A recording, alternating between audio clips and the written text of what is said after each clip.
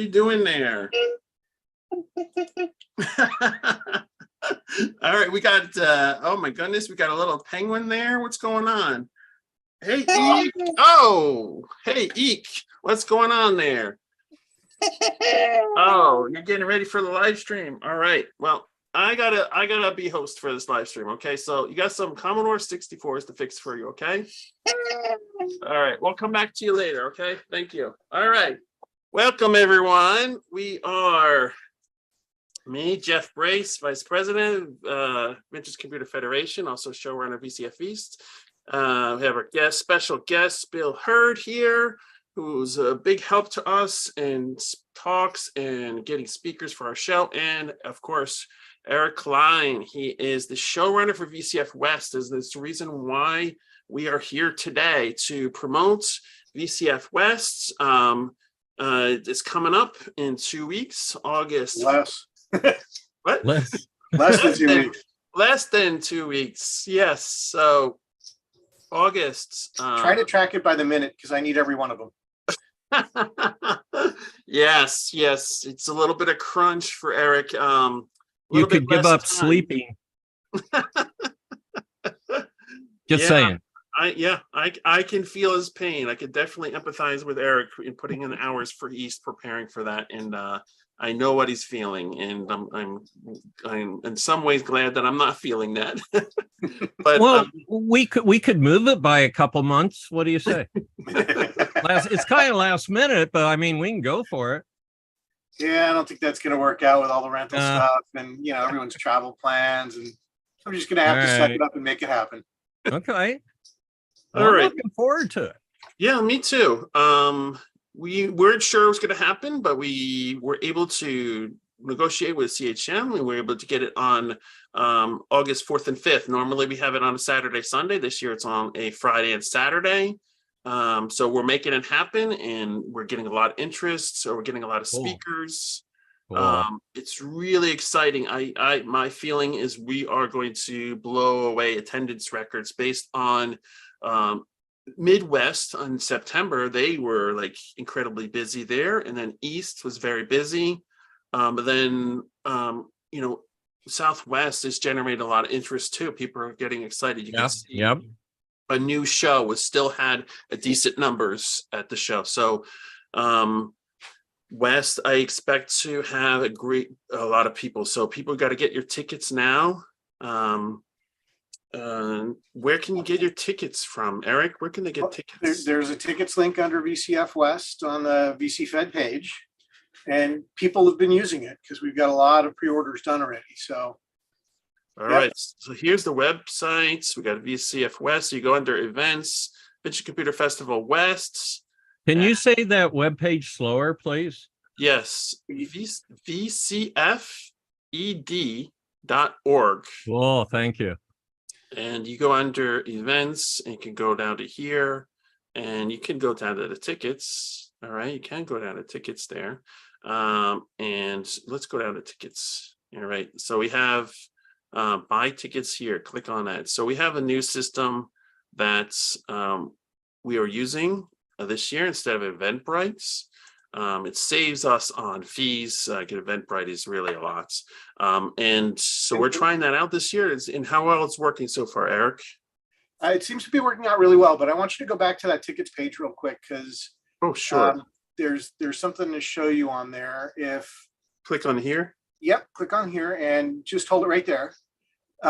You'll notice at the top that it says welcome Jeffrey Brace, because Jeff is a member of the Vintage Computer Federation, as well as an executive on the board, but he gets a discount on his tickets based on that. So if you don't see yourself logged in and you are a member, there should be a login button or something akin to that up on that top part of the screen so that you can identify yourself as a member before you purchase the ticket. So if you do that, the discount should automatically be applied. If not, let us know. And if they ask you for your social security number, you're on the wrong site. Right. And if it says Jeff Brace up there and you're not Jeff Brace, you're also let us know. Yeah. Different person. All right. So we're going to do this. Civi CRM is a plugin that we're using for WordPress here, and We have 1 day and 2 day admission here.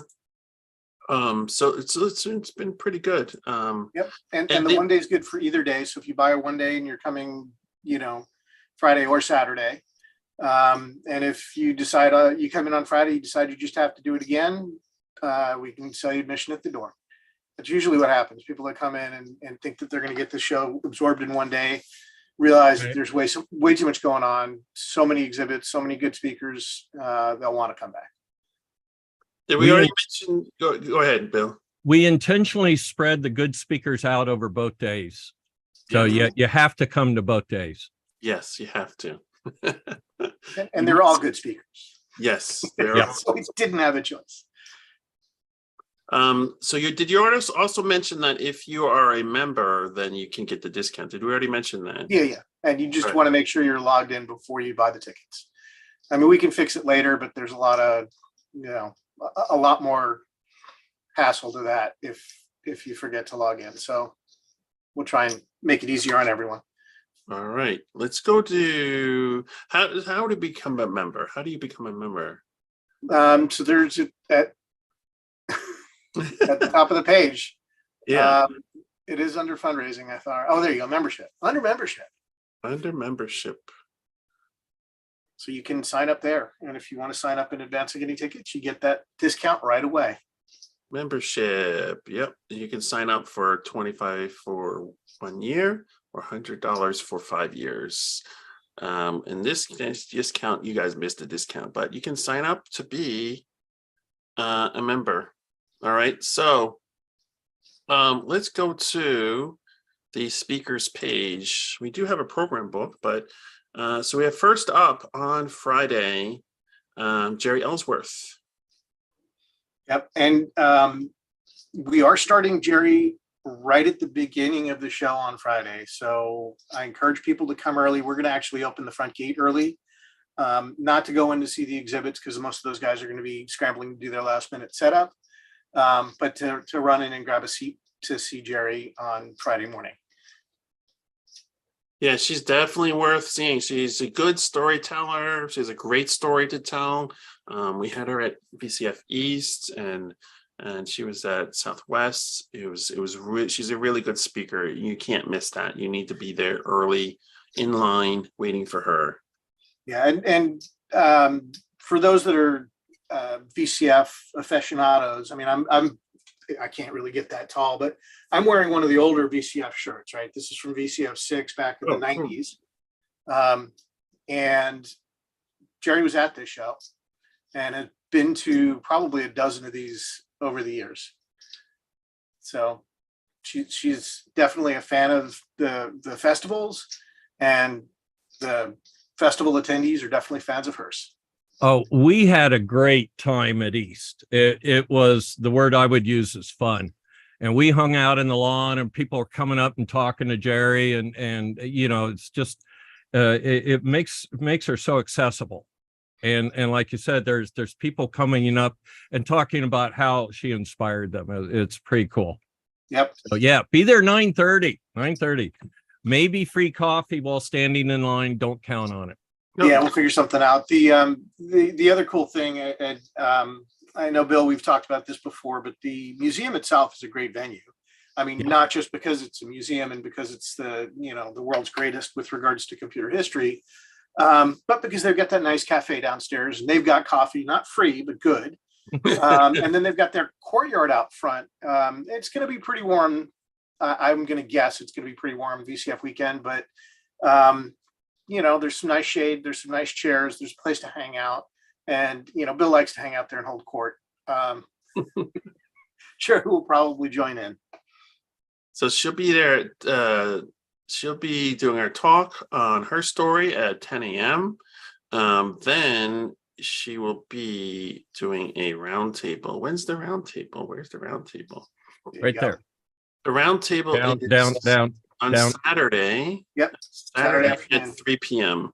All right. And that roundtable has a lot of great people. All right. So we have, again, Bill Hurd here as moderator. He's a great moderator. And we have Mark Verdell. How do you say Verdell? Mm-hmm. He's also known as Curious Mark. David Plummer from Dave's Garage, Jerry again, and Adrian Black of Adrian's Digital Basement. Kate Fox, the Macintosh librarian. I met her at Southwest. Great. She had a booth there. It was great talking to her. In June Tate of Nibbles and Bites. So Hey, I'd like to make a request. I hear you know the guy that runs the website. I do. Yeah? Yes. So could you actually list the channels like Curious Mark, Dave's Garage, Adrian's Basement, those things? That'd be cool. Oh, absolutely. And search engines can hit on how they're known by. Yeah, and we can put them in as links. We'll do that just as soon as this Cool. webcast's over. Yeah, I will contact. Let's do it during the webcast. But do live editing of the website. They're making notes. Don't invite Bill to one of these again. It's All right. I will make a note of that and contact the appropriate person. So that's going to be really exciting. Yeah. These roundtables are really exciting. I'm glad that I borrowed the idea from Midwest, who did it 2 years ago. And I'm like, I should do this. I didn't do it last year, but I did it this year. It turned out to be great. Get a lot. I didn't know they did it. I thought we invented it. No, they had done it. They had 3 speakers. They had 8-Bit Guy. I think it was LGR and maybe one other. So they have done it before, but I was like, oh, that's a great idea. But we expanded it. We improved it. We had 4 or 5 people, and we had great moderator, moderating it, some dynamics. And we had couches. That was a great idea. I spilled water on the one couch right before the thing I won't tell starts. anybody. And we had to flip the cushion at the very last minute. It was pretty tense. I remember that. Hey, do we have couches at CHM, Eric? We can put them on. I don't think they're going to drag a couch up there, but we do have some director chair kind of seating, or they've got a little bit more comfortable lounge chairs. We've got a few options. We can Okay. pull those on Saturday morning. So there's no rules against us dragging a couch up there. I don't know where you're going to find a couch, but no, not at all. If you can get it in the building, you can get it up on stage. Okay. We do have the freight elevator, right? So we can fit it in there. I have this strange feeling something's going to disappear out of one of the hotels you guys are staying at. Just worries me. We'll borrow it. We'll bring it back. Don't worry. All right. So going back to Friday, then we have Brian Stout. I saw him at VCF East. We talked about that. He, how to relate to, modern generation, Gen Z, Gen Alpha. As a teacher, I can understand that, and how you can, we got to pass on this knowledge of teaching them about vintage computers, and how, this thing that they have in their pocket was a series of technologies and people to create these things. So that's a good talk.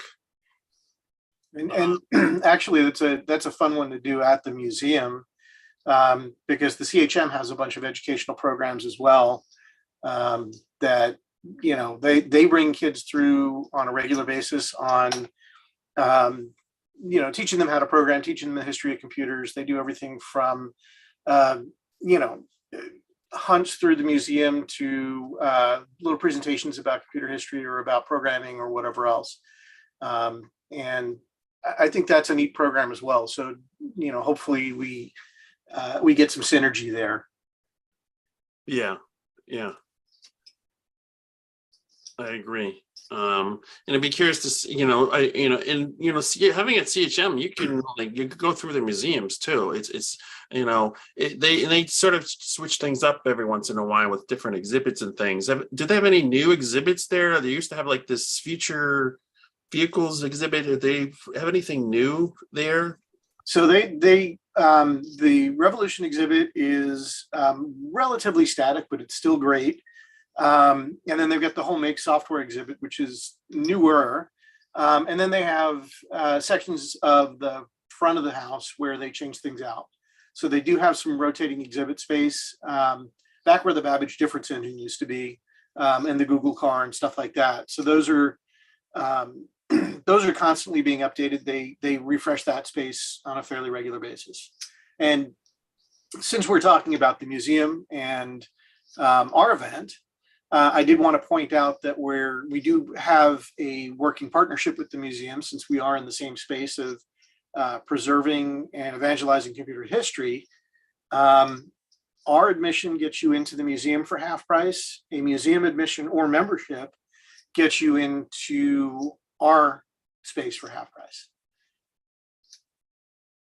So that works out. And then just because he's on the screen now, toward the lower right there, you see Mark sitting in a room with a bunch of computers. Well, that just happens to be the IBM 1401 exhibit or restoration at the Computer History Museum. And we'll be running a couple of 1401 demos a day over the course of the VCF. And then there's also the PDP-1, which will be demonstrated both days of VCF as well. And those you don't have to pay to get into. It's revolution and make software and stuff that you'd want to get admission to the museum for. Yeah, that's great. It's great. In addition, you have the PDP-1. Is that the PDP-1?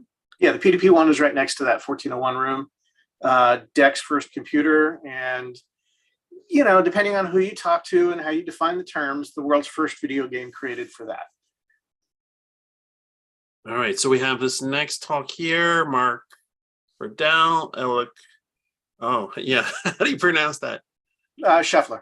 Scheffler. That's easy. I'm sure he's going to yell at me for that, but that's how I Ken Sharif, Mike Stewart. So restoring the Apollo guidance computer. So because we actually have a one of the modules at InfoAge, I believe it was not one that was on flight, but I think it was a test one. But it's just fascinating. I think people in vintage computer circles are just fascinated by these computers, how they were made, what limitations they had to create this, and innovations that they had. So it was just great to watch this talk too.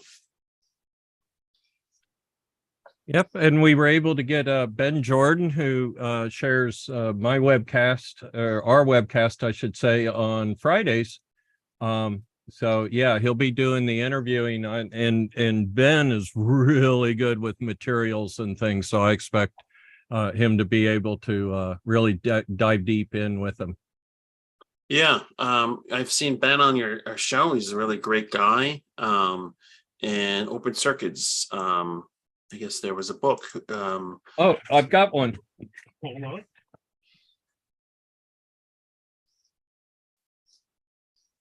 Yeah, if you haven't seen the book, what's that? Eric's laughing. No, I was like, where'd you go? Hopefully we can get copies of that. As many copies. There you go. As many copies as we can to the show in a couple of weeks, and we can bring them out. I've got a table outside of the auditorium for folks to sign stuff. We're going to be bringing in badges for some of the speakers, some custom-made badges for some of the speakers. You've seen these before, Bill. For those folks to sign for the folks that purchase those, and maybe we can get some books in there to either do as sales or giveaways or something like that. Yeah. And the book is about where they cut open different types of electronic components and then spend ungodly amounts of time polishing it and things, so they get these pictures of what does a resistor look like, or an MLC, the multi-layer capacitor. You see the layers, so it's very cool. Oh wow, very cool. So yeah, so then it's if you want to, so they're going to sell the book there on site, or you have to bring your own book. We'll see if we can get some brought in. I'm not sure. All right, we'll figure it out. We have Dave Plummer of Dave's Garage. So the interesting thing about him is he had worked at Windows. At Microsoft, working on Windows. So he has his YouTube channel, and he's like a great speaker, and I look forward to that too, because meeting people in person as opposed to like on the stream, it's a whole different thing. Yeah, and you can complain about Windows in person. So I recommend that to everybody that's listening. Just walk right up and let them know. Well, Tell them you a know, hardware engineer sent you. yeah, right. A sad personal story is, I have had opportunities to talk to a bunch of Microsofties over the course of time. When I graduated college back in, previous centuries, I actually had a job offer from Microsoft. I was deciding between them and the company I ended up eventually going to. And the problem I had with Microsoft was that they had offered me a software testing job, and I considered myself an engineer, and I was, Right. a proud nerd, didn't want to test, but turns out what I would have been testing at that point would have been Windows, Right. and very early releases of Windows. And in spite of their assurances that I would eventually get into proper engineering versus testing, but they just needed testers now, I turned down that job. And every Microsoftie I've ever talked to since, that I've told that I turned down a job at Microsoft in the mid 90s, their reaction is always, ooh. Yeah. I did a hardware version of that once with RCA. I wanted to work in the camera division, not the horizontal flyback part of it. And I should have just taken the job. Anyway, So, sorry. yeah, Jeff, have you ever turned down a job you shouldn't have taken? You should have taken? Well, I have had opportunities that I have turned down that I regret. So I had in college, and I guess it's a job too. So in college, I had studied French a little bit, and so then I actually had applied to I had an internship at Sealand Services. I think they're called a different company now. They merged with someone else, Maersk or something like that. So I'd done a co-op job, and then so I looked into co-op job in France, and so I'd actually gotten approval for working there in France, but then I had already gotten an offer from DuPont, and it was with some sort of GUI database system. So I chose the DuPont one because I thought it would give me better experience. So I kind of regret not going there, just because Not going to France. Yeah, because for 6 months, even though it would have been hard, it would have been just an opportunity, like when you're young, to just go in someplace different and work there. Yeah, Eric, can you see him speaking French fluently? No, Well, that wasn't that funny of a. but I haven't seen him do his karate. I love that poster behind him. Well, I was going to say we should put like just a subdued Commodore logo on his poster behind him there. Just stick it in there. Back to the show. Yeah. All right, so let me go back to the website here. So we have Rob Carnegie. Oh, Canada, what did you invent? So you had mentioned that they had made some of the earlier computers. I guess is that larger computers? Because where does the Nabo fit in? That was kind of like one that's like very popular these days. I wonder. Yeah, I'm not sure. I know that I think it's what, the MCM 70 or something like that is one of the early, like Mark 8 era, Ken Back era machines that's Selby era that's well known from Canada, but a lot of his stuff is going to predate that. So he's talking about machines that are right after ENIAC, or at least he's starting with that, because the EDSACs were the early stored program post ENIAC machines. Oh yeah, so you know what? This is interesting. When you said EDSAC, so I don't have it right with me, but there's at Camp Evans, someone donated some materials from Camp Evans, which is where VCF East happens at InfoH.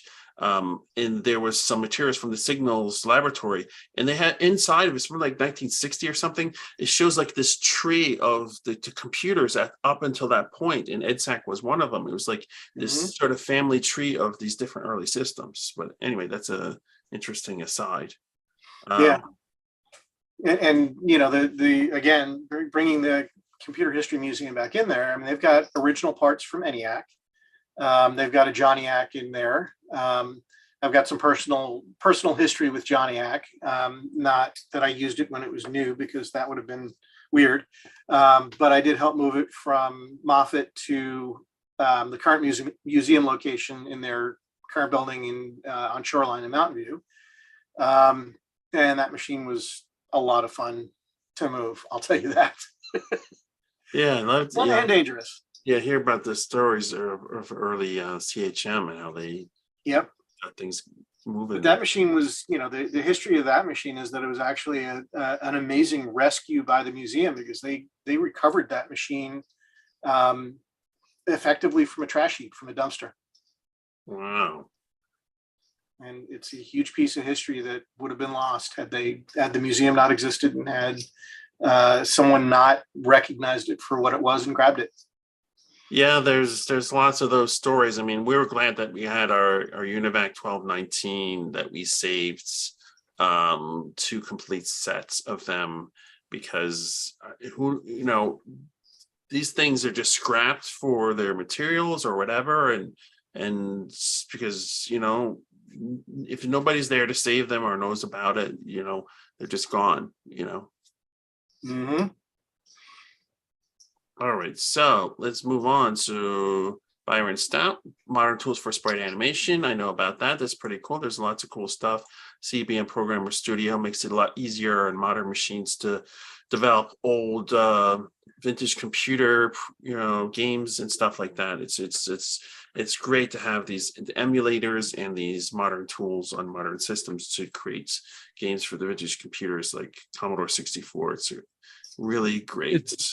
It's too bad none of the computers there had a sprite editor built in. Yeah. I guess it's just limitations of memory, unless you had Oh, wait, the 128 had one. Yeah. Terry Ryan, Freddie Bowen. Someone smart must have done that machine. Oh yeah, they were good. They absolutely. Joe DeCurr, he's spoken at East. He's spoken at actually Pacific Northwest too. He's back to give a talk again. Worked at Atari, worked on the different systems there, 2600. It's great speaker. He worked on Amiga too. So I guess he was one of those people that had when he went from Atari to Commodore. Is that what his story is? He was never a Commodore. He came from coin-op into Atari, and then at least I should say, not that I know of, but Amiga started at Atari and then came to there, but not Joe that I know of. All right, so we'll find out his story there. So let's ask him. Yeah, we'll find out. So that's the question to ask him. How does that work? So we're off to Saturday. So that's Friday. All right. That's just Friday. Yes. Just Friday. It's just packed. I mean, I always tell people, always make it plan on going to VCF East and West and Southwest every year. Just make it a plan to go there, because we're getting all these great speakers every year, and it'll be worth it. It's not just you have the great exhibits, you have speakers, you have consignment, and just come. Right. Oh, the hot dogs, they're good too. Eat some hot dogs. Yeah. Sean Harrington, Aquarius Computers. What is that about, Eric? So we've got a lot of representation for what people think of as the big name computers, right? The like what? Like things like Commodore and Atari. And, I don't know if we've got any early Apple II folks, but we've got Apple folks that are a little bit later on the thing, plus all the Microsoft stuff. But back in the earliest days, these computers had personality, and everyone had one. So you're looking at machines from Mattel and from Coleco and from all sorts of other companies that, like Atari, went from potentially a gaming system or from a gaming environment into a computing environment, because they were, they realized that the gaming systems were computers, but were being single purposed as opposed to being general purposed. So in this particular talk, we're going to be hearing about the Metallic Radius computer, which had a short life, but had some neat stuff in it. And Sean's a bit of an expert. So I'm looking How forward many to that. 10 million did they sell? I have absolutely no idea how many of those they sold. I'm kidding. That's a Commodore joke. Right. Yeah. But yeah, I don't think anyone's really competed with the C64 in sales numbers. At least not yet. But Or personality. right. I've got my C64 stories too. But this will be really interesting. I think this is a neat niche computer that people really should learn about. Yeah, so Great part of computing history. It's something that sounds similar to the Coleco Atom, which had a short life. There were some issues and problems, and maybe he's doing something similar where he's bringing it to life with the Atom. We have a FujiNet, which is giving it new life to the machine. Maybe he's going to talk something about like that, because you have these orphan or failed machines that maybe they could have had much more potential if they did certain things right. So the guy that did the Coleco Atom did come from Commodore, is my understanding. Charlie Winterbull. He's one of the Motorola 5, I call him. So he's quite famous in his own route. We have at 11 a.m. Leonard Trammell, Dave McMurty. So I've finally got to meet him. He was always at the VCF. That's right. I forgot to introduce you, or didn't know to introduce you. So I saw he gave a talk last year on the wooden Commodore pets. Right. That was a really great thing. Dave McMurtry, he has a Facebook Commodore, I think Commodore International Historical Society. Yeah. But Dave's a great researcher from what I've seen. So I'm looking forward to. Yeah, I got to meet him too. So as a showrunner, you're so damn busy that you don't get to see everything. So he had actually been at VCF East and gave a talk in the Commodore classroom. We have a special. Right, I missed it too. Yeah. And so I was like, well, now he's going to West. At least I can meet him in person, because it's like I miss these people. I'm like so busy. So he'll be there with him. That'll be great, because I think sometimes you need a second person to sort of stimulate conversation. That's right. That was the goal. Yeah.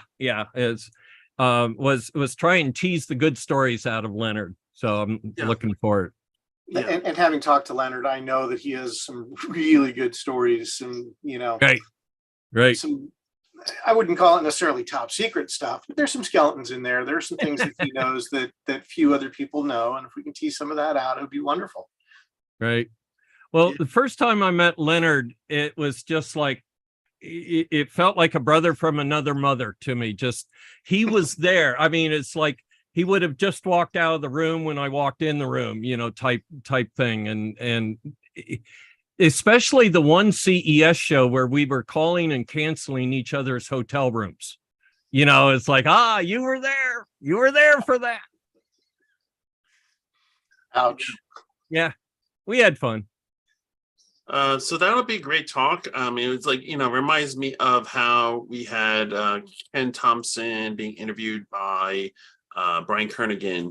So someone who can, sometimes speakers, they're not very comfortable just like standing up and let's talk for 45 minutes. But if you're having a conversation, it's great. And so I think this is perfect, because then Dave will know like a lot of history and everything, trigger some memories on things. So that's a great talk. At 12 p.m. we have Greg Birkin, early Apple and Mac talk. It's great because that's coming up the anniversary of the original Mac. For VCF East, I'm hoping to get some of those speakers there. And the theme for East is going to be the rise of the GUI. Right. So this is a great, important thing where it's very popular. So that'll be a good talk too, I think.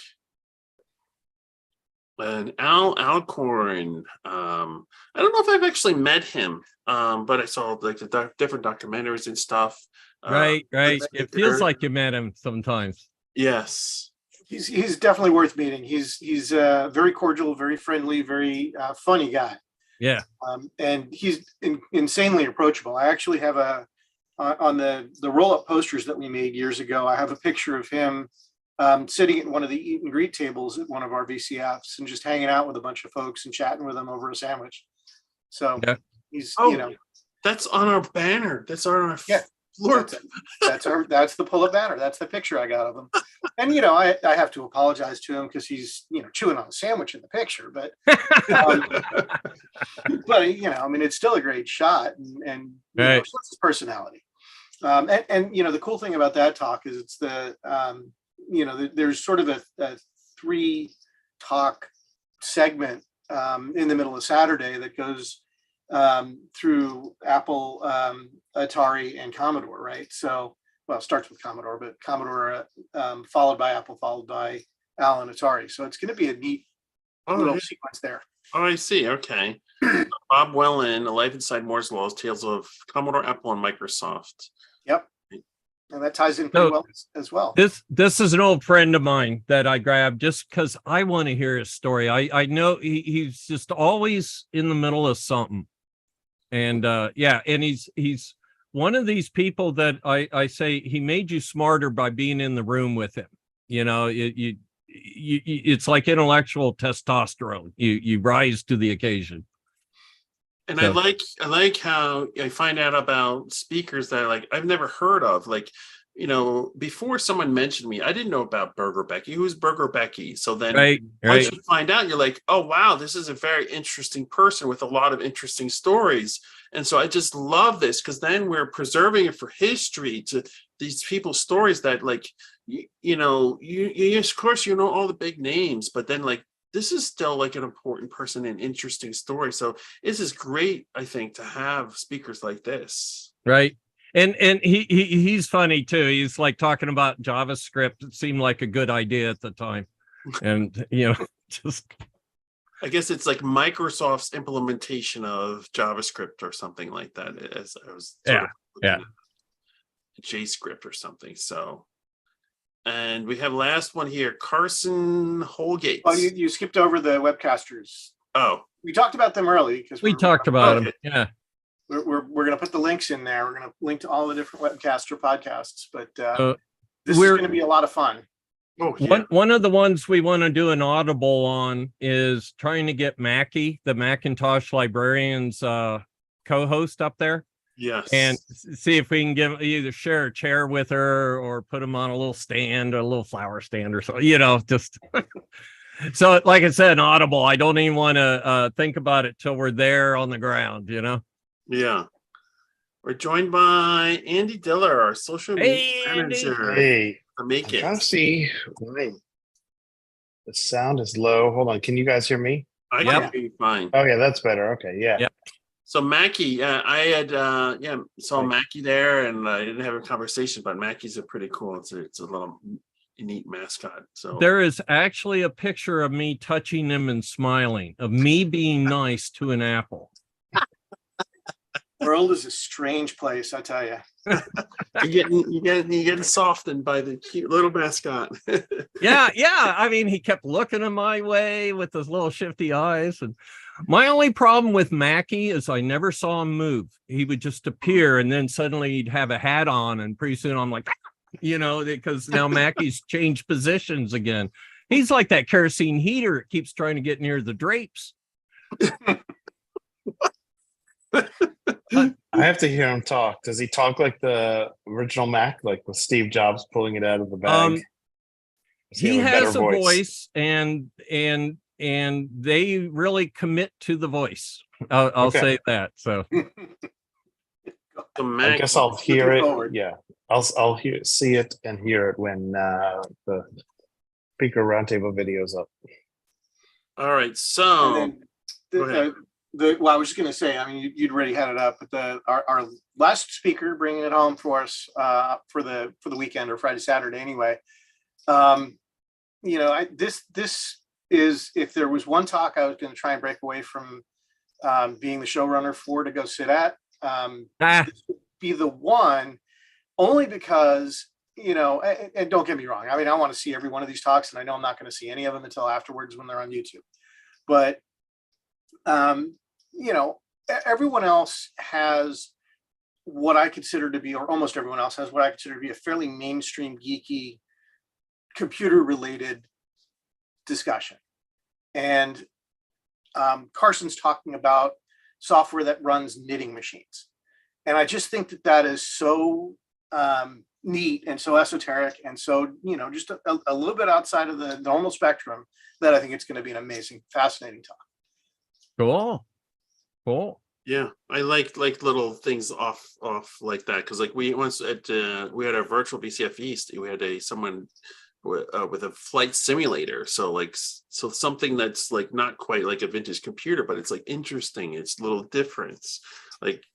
Well, it's how it's actually used, right? It's one thing to take these computers, restore them, get them working, get an operating system on them. It's a whole other league to actually try to find like topical relevant software that someone used to actually do something. Like, I mean, there's a class of 8-bits and stuff. They're home computers. They just did things in the home, right? But when you come across a little bit higher class, like even the PDPs, DECs, the Suns, the SGIs, like those actually did things. People use those to make money, and finding the software that was actually used to run companies and turn the computer into a tool instead of just like a hobby is a whole other facet of like the kind of retro restoration. And it is quite fascinating to find something that's like encapsulates what it actually did when it was cutting edge technology.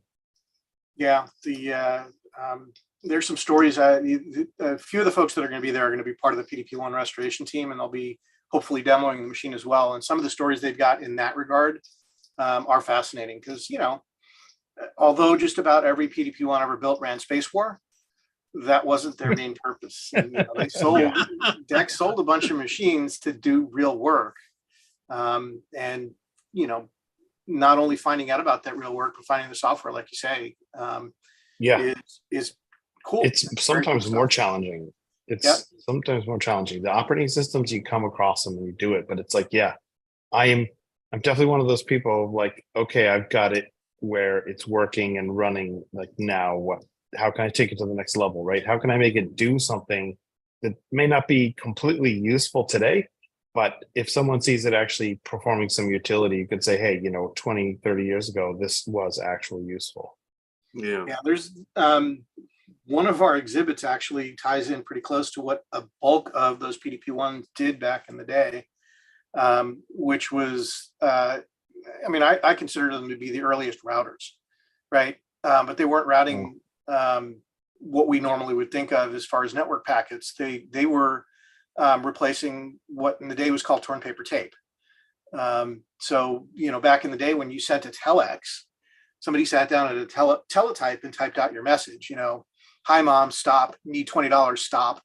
And they would type that out and it would come out on a piece of paper tape. And as part of that paper tape, you had to give them the information as to where mom was. So if you're sitting in San Francisco and mom's sitting in New York City, well, how do you get that paper tape from San Francisco to New York City? They had to route it through a bunch of different teletype facilities, right? And it would literally get pushed into a teletype machine through the paper tape reader that would go clack, clack, clack on the other end of it, wherever the wires went to. And then someone would rip that piece of paper tape off and say, okay, this is going from, San Francisco to New York. I'm sitting here in Houston. Where's the next stop? All right, well, let's send it up to Denver and see from there. And it was physically done. People would do rip paper tape or torn paper tape and move the tape from machine to machine. So they got the from station to station, original source to destination over as many hops as needed. And they used PDP-1s to replace that human element and do the routing of that message without actually typing it out on paper tape and having it move from machine to machine.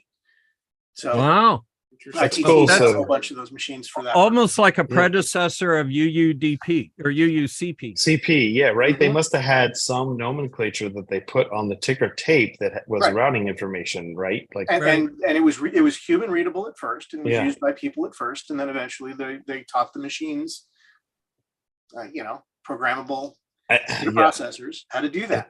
It's fascinating to think. I looked through some picture books that my grandfather, for my grandparents, they're gone now, but my aunt has them, and inside there are 3 actual telegrams, and it's just fascinating, right? I mean, you can clearly see that they were little tiny strips of words, cut from somewhere, taped onto this larger sheet, Western Telegram, and then that came from God knows where, and then they printed out at the local sheet, and somebody grabbed somebody on a bicycle, and then that person rode out to the house and handed it to you, and that was like the instant message of the day. Right.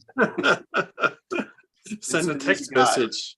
Right? I mean, probably was only a couple hours old if you think about it, right? Like, how long would those take? They would go within the day, right? And the postal service would be a couple days. So yeah, I guess that was pretty instant for the time, pre-phone. And just going back to the speakers real quick, one of the things I wanted to point out for a good chunk of these folks is a lot of them have displays. So a lot of them are also exhibitors. So yeah, I noticed that. When I was doing the promos. Oh, let's go to. Is that a segue to exhibits? We could make it a segue to exhibits. Now, I'm going to tell you right now. I mean, we're already about 45 minutes into this, and if we're going to go through exhibits like we went through speakers, no, we're not going to do that. What he's saying is, Bill, stop interjecting every time. Well, I'm not saying that at all, but what I am saying is that we have more exhibits, more tables than I've ever had before. I was showing Jeff this. Wow, look at that list. Wait, let me stop sharing, and so you can see the bigger. Yeah, go ahead. This was this has been my my efforts for the last couple of days here. But getting everyone situated, because when exhibitors sign up, they're given the option of saying, I want to be next to Bill or Joe or Jeff or whoever else, right? And some of them absolutely have to be that way because they literally are feeding each other. Like the teletype exhibit needs phone system support from another exhibit, whereas some of them are just I'm buddies with this guy. So I had to spend a lot of time going through the spreadsheets and the maps and moving tables around and figuring out who fits where and whatever else. Not to mention, I need to physically fit all these exhibits, 90 plus tables of exhibits into the space. And this is at least 15 tables more than we've ever had in there before. Yeah, you're right. This is a lot. Oh, you got the Vent Nerd. Yeah. So you got the Macintosh librarian. So that's someone who's going to be a speaker. The Vent Nerd, we saw. And the Vent Nerd, yeah, I think he's going to have some FujiNet. He's going to also have a FujiNet. Oh, that's great. I think he's going to. Yeah, he's been an early supporter and has a couple of those devices. Yep. But Carson's in there as well. So we're going to actually see some knitting machines. There's the Apollo Guidance computer crew's got tables displaying stuff. Yep. So we're looking at a crazy number of exhibits, and all of them are compelling, amazing, and I can't wait to see it all. Yeah. So come see the exhibits. That's the other big draw. You have the speakers, you have the exhibits. That's great. All right, so let's then, for sake of time, go to consignment. So consignments. So 2 years ago, we were still had like the paper system where people would write down on the paper what they're selling, and then we have to flip and look it up. Like the telegrams. Right? Yeah, like the telegram age. That's right. What did we do last year, Eric, to improve that process? Well, I mean, last year we had a few hiccups. Don't get me wrong. I'm going to fess up to that in advance. But last year we switched over to a point of sale system. So we're actually creating an electronic database of the items that people are trying to sell. And then we're setting up, point of sale devices that allow us to, process that transaction a lot more efficiently. We had a few, like I said, hiccups last year. Technology related. I don't know why nobody in the vintage computer community can handle technology. It's just the weirdest thing.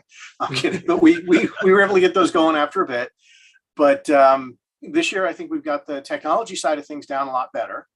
But what we really need to do for consignment is we really need to encourage anyone who wants to sell anything to sign up now. So we've got that Consign West at vcfed.org email address. So consign-west at vcfed.org. What you do is you shoot an email to that address, and our team will send back an email with, in effect, a private Google sheet for you to fill out with all of your stuff. And you list out what you're selling, your prices, and that kind of thing. And we'll get back with a pre-formatted printable set of labels for you to print, barcode scanned labels that you can print and put on your items. And then you're also going to want to put human readable stuff on there so that people know what it is and how much you're selling it for. But all the upfront legwork will help a ton to get us situated on that consignment space, so that when we start selling stuff, and we're not opening consignment until an hour after the show starts, because we want to make sure that that first hour is spent setting up tables, making sure everything's labeled properly, moving stuff in, making sure it's all in the system, and so on and so forth. And we don't want to bog down the point of sale system with people buying while we're still checking people in. So that first hour is reserved. After that, people are going to go, as usual, crazy buying stuff. And hopefully this year we process them through really quick. Yeah, that's a good point. I'm still waiting for my I Survived Trust. VCF East 23 t-shirts to come in, but there were two things that struck me about East 23. Number one was the incredible streamer roundtables and all of the excitement that caused. But the other thing was the absolutely off the chart, bonkers, insane consignment. I mean, everybody knows the pictures, the lines out the door for hours. Yeah, and we had lines at West last year as well, partly because of the technology, and partly because of the bonkers number of stuff for sale. And I moved to consignment this year. Yeah. For those that are familiar with the CHM and the layout, and that's not going to be a ton of people, but in prior years we've had last year at least we had consignment up in the rooms adjacent to the Hahn Auditorium near the freight elevator. And that was convenient for getting stuff in and out, but it wasn't enough space. And it was environmentally unfriendly. Unfortunately, those rooms don't get enough air conditioning and there are big windows in them. So people were suffering because of the tight space and all the equipment in there. So what we're doing this year is where we usually have our front desk, we'll still have that at the top of the stairs above the CHM front desk. But the two classrooms that are adjacent to that area and the entire space behind those, which is at least as big as those two classrooms, that is our consignment space. So we've got a much, much larger space for consignments. People can spread out. I'm going to put probably at least 15 or 20 tables in there.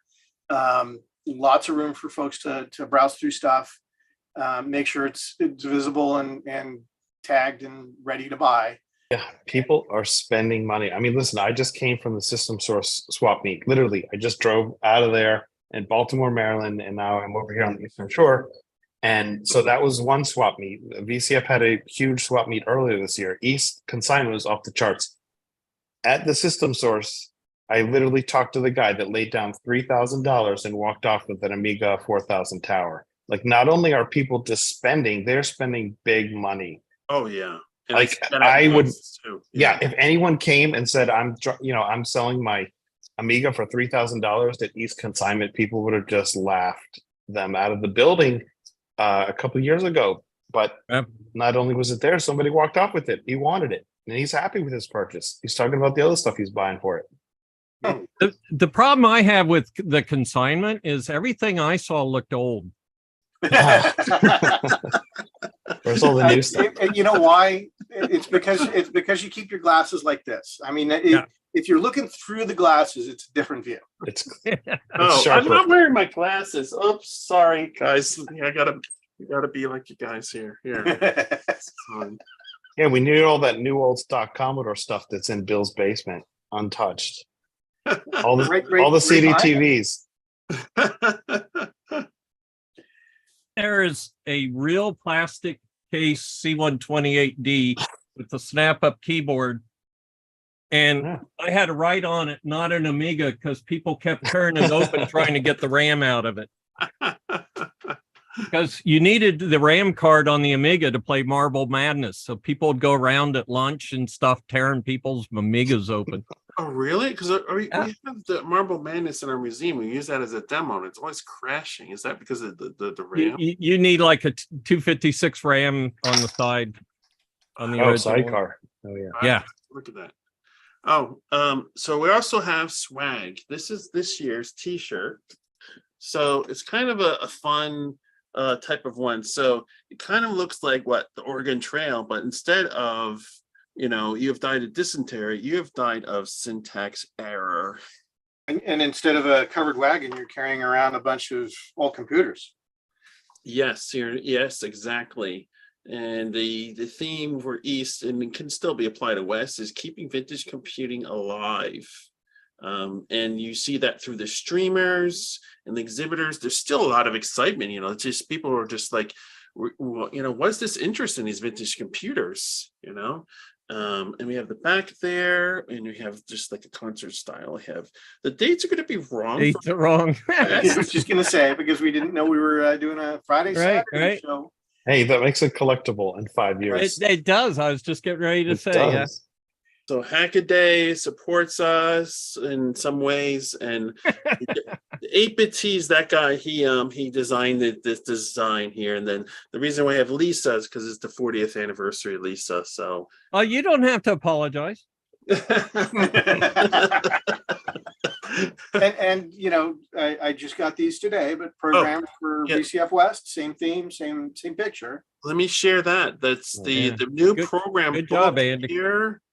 That was not me. Oh. I used it. I channeled that when I created my posters, but that was that's Jeff Drew, right? It's Drew that has done that for a number of years. But yeah, and that's a funny story. I actually had to go to. I took one of his brochures, and I went to one of these websites that'll look at the font and tell you what it is. I was through advanced AI. Font looking.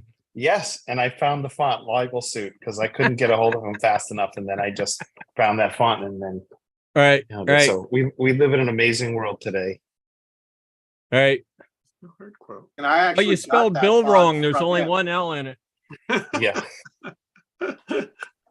Believe it or not, I get that people saying that you spelled it wrong on like different like things. I was like, no, that's how he spells it. Shh, don't tell him. So we have the program book. All right. So I think that's pretty much all. I mean, is there anything else? I mean, we have the whole second floor, which is great. We have the Hot Auditorium, which is a great place. I think in the early first years, we had mixed exhibitors and speakers. It was just very difficult for sound and everything. But now we're Hot Auditorium, which is a separate spot, which is great for having speakers there. Consignment room separately. We have our front desk. We have different kind of swag besides the T-shirt. We have buttons and stickers and badges. A bunch of simple things. What's that? Mouse pads. Mouse pads? Pads. Well, no, I didn't send the mouse pads. Sorry. You're still traveling. You can throw them in your luggage. Some of them, yeah. I could put some in there. We have all these different swag and thing is there. Big exhibit hall. It's bursting at the seams. It sounds like with all the exhibitors there. Yep, it's going to be crowded but fun. And get there early. Yes. 9:30 Friday. Come early, come off. Line up. I'll be helping out there. I'll be there, helping out with consignment or whatever Eric needs. It's good to have experienced people like me and Corey who will be there to help him out, to get the show running. We really help a lot. Yep, and we've got a great group of volunteers. But if there's any more local volunteers that want to help us out, always a good thing to get. I will never turn down a strong back. Yeah. This year we're having the Sea Cadets. That's something that we had used at VCF East, the local Sea Cadets, and we made a connection with our commander of the Sea Cadets with the one in San Jose. So we're gonna. No way! You're getting local. I was going to say, how'd you ship out all the Sea Cadets? Just put them in luggage? No, we had a connection. I was going to say a storage container. Yeah, we'd have to use boats. I mean, what other way would you do it? Oh, that's good. The Sea Cadets are good. They keep everyone in line. Yes. Oh, they're so serious too. It's funny. I like it. So it's good to make that connection there. So one of the Sea Cadets, I wanted one of the books, Jeff, and I just grabbed one of the unsigned ones. Yeah. And she kept going, no, you need one of the signed ones. And I'm going, no, it's truly okay that my book is not signed by Bill Hurd. I like their dedication. Right? Yeah. I mean, she was trying to get me to take one of the expensive ones. Well, you could have just, grabbed the inexpensive one, signed it, Made showed it it into side it. by Well, side. that was kind of my point. Yeah. So yeah, there's like, we're going to try to get the badges signed there by all the different people. We have our badge guy is back again. He was not available for. Oh, yeah. You got badges. You have an amazing set of speakers. So you got to bring some of those back east, man. Oh yeah, whatever's left over, but whatever's left over. I sort of gave him some numbers, and so we'll okay. Anything left over we'll bring back. Because I'm sorry I missed the beginning of this, but the speakers, the Commodore, Leonard, Al, Corn, Joe, it sounds like an incredible suite of speakers that are lined up this year for the 8-bit stuff. Yeah. And I don't want to rehash it, but man, get some badges signed and make sure there's enough to bring back to East. And credit to Bill. Bill did a ton of the legwork. More than half those speakers are folks that he dragged in. In some cases, kicking and screaming, but they're here. Yeah. So some are mad at me, but it's cool. We'll take it. Yeah. Adrian just told somebody the other day, he's like, I didn't have any choice. I heard sign me up. I was just, I was on the list. I love that. Her twisted my arm, and then I had to come. Anything else, Eric? What's the food situation, or do we not want to talk about that? I am still doing what I can to strong arm. So in prior years, we had the Don's Deli out of Sunnyvale come in and sell deli sandwiches and chips and drinks and stuff like that. I'm still trying to get them to come in, or one of their competitors, and that's part of the threat.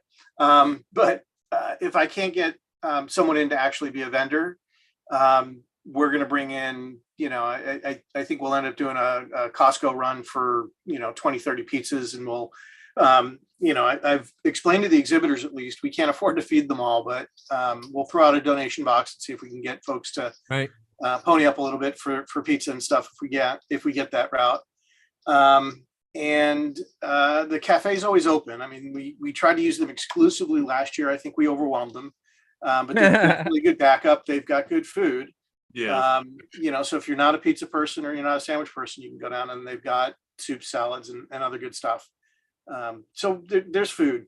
There's going to be food in the area. And it's important to note that cannibalism is not appropriate.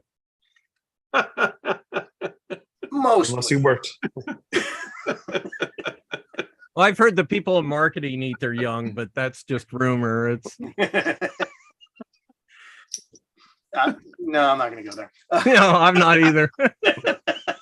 No, I was going to ask you, Eric, points if you can name the terminal on your shirt. The ADM? Yeah. ADM 3? 3 what? Well, this one's the 3A, I believe. Yes. ADM 3A. Thank you. And I've actually got one in this color in the garage. Yeah, I love the color. If there's a nostalgia color, it's either the Atari, for me, the Atari brown, or the ADM 3A light blue. Yep. They came in a bunch of different colors. I got the ADM. Yeah, they had a brown. Yeah. And I've got the light blue one. So I've actually got this one that is captured everyone's brain. Again, System Source today, somebody walked in and said, are there any ADM 3As for sale? Like, that's all anybody wants. Right after they asked for a 128 first, we said no. Then they asked for the ADM. Well, that's because the 128 Connect is an 80 column monitor. Yeah. That's right. They wanted to use it as a terminal back in. No, there's actually a nice selection of 128s and C64Cs all cleaned up for sale at the swap meet. Oh, wow. I was surprised. Yeah, table full. Think they'll give me a break on the pricing if I... Yeah, maybe. They looked, I don't know. They were kind of like putting their arms around you. I was like, do you want to sell these or not, guys? Yeah, that's the hardest part. It's like, and I'm gonna break some rules here probably, but I've got stuff. Oh yeah, right? Yeah. And it's the parting with it that's the hard thing. Yeah, parting is such sweet sorrow. Yeah. But maybe some bucks. You just look at it and say, "You've done your job, right? And you've made my life happy. Time to go away." And then you feel lighter. I haven't adopted that philosophy. Right, was Eric, it they're the lying kendo? to you. You will regret it. Every know, right? time you think about it, you will regret it. So just keep that in mind. I would very much rather just get more space so I can have more stuff than get less stuff so I have more You- space. I recommend setting stuff on the floor. I found that there's usually floor somewhere, and it's Then you a can put something on horizontal top of surface. that, right? You Yeah. put something on top of that until you reach the ceiling. So get a high Right. ceilinged house with lots of floor.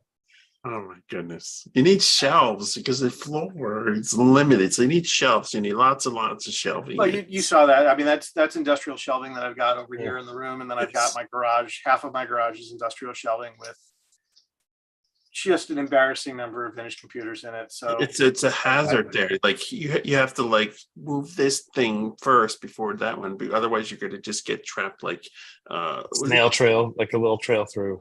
like my dad always Just used to say Langley Collier. He like they were hoarders, and then like they had like cars in the house and newspapers, and like they eventually died from being like smothered with all their junk. well, that's my thing. And you know, again, bad juju. But so you know, this is not a light thing, and I've got that shelf bolted to the wall. So Not an earthquake. yes. Hunt. Oh yeah. yeah, So good. this is where I'm going to die. I was going to Buried say, we under your find like a stuff. shoe or something laying there. You know, the walls come down. The man loved his vintage computer. He died by it. All right. Well, Yeah, I cool. think my parting thought is get yourself to VCF West. And when Early. is it? California. When is it? When is it? When is it? It is on the 4th and 5th of August. It is less than 2 weeks away at the Computer History Museum in Mountain View, California, 1401 Shoreline.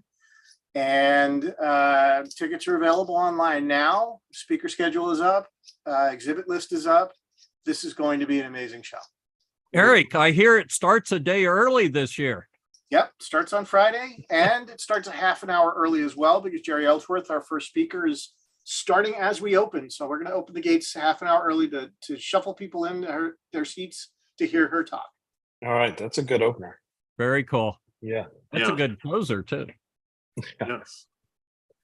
All right. Any last words, Eric? I think that's That was my last words. and Bill. Any last words? Use error correction if you can, but sometimes you can't.